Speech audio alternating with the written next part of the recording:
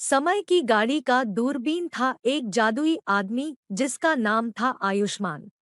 एक छोटे से गांव में रहता था वह, जहां लोग उसकी वजह से हमेशा चौंके रहते थे। एक दिन आयुष्मान ने गांव के बच्चों को बुलाया और एक जादुई कहानी शुरू की। एक समय की बात है। एक जादुई पेड़ था जिसमें हर पत्ती में एक रहस्य छुपा हुआ था, बोले आयुष्मान और सुनने वालों को सोचने का समय दिया।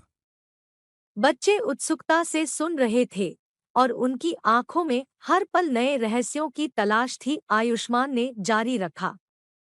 वह पेड़ सिर्फ वहीं था जहां कोई सच्चा दिल लेकर जा सकता था।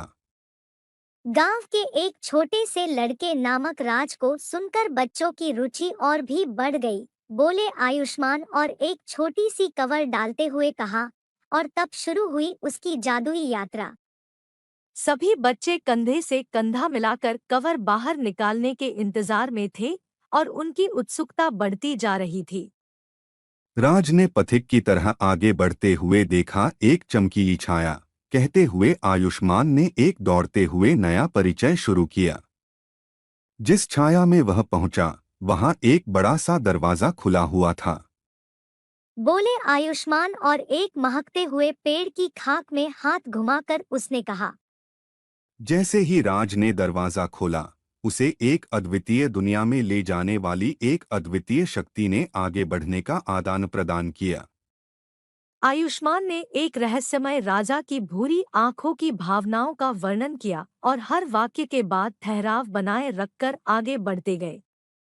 राज ने वहां देखा कि हर पत्ती पर एक कहानी लिखी गई थी, बताते हुए वह खुद को उस अद्वितीय स्थान में महसूस करने का आदान प्रदान किया। बच्चों का मन भी उसी स्थान की ओर झुक गया और आयुष्मान ने अपनी कहानी को एक और मोड़ दिया। राज को वहां एक चुनौतीपूर्ण मिशन मिला, जिसे पूरा करने के लिए उसे अपनी कठिनाइयों का सामना करना पड़ा। उसके बाद आयुष्मान ने हर छाया के पीछे छुपे रहस्यों की भरपूर विस्तार से कहानी को आगे बढ़ाया और राज को उस चुनौती भरे मिशन पर बढ़ते हुए दिखाते हुए बच्चों को भी एक नया सफर तकनीकी रूप से लेने का मौका दिया। राज ने अपनी मेहनत, साहस और सच्ची भलाइयों के लिए तैयारी करके उस मिशन को सफलता से पूरा किया। उसके बाद आयुष्मान ने ठहराव बनाए रखकर एक बड़ी सी ताली बजाई। और इससे हमें यह सीखने को मिलता है कि हर कठिनाई एक नया सफर हो सकता है और हर राज अपनी मेहनत और ईमानदारी से सफलता पा सकता है।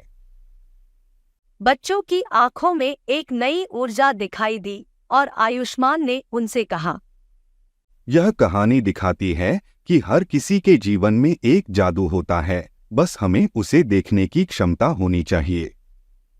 आयुष्मान ने आखिरी बार एक मिष्टी भरी मुस्कान के साथ कहा, और इसी जादू में हम सभी को भी भागीदार बनने का मौका मिलता है। बच्चों ने धन्यवाद कहा और उठकर चले गए।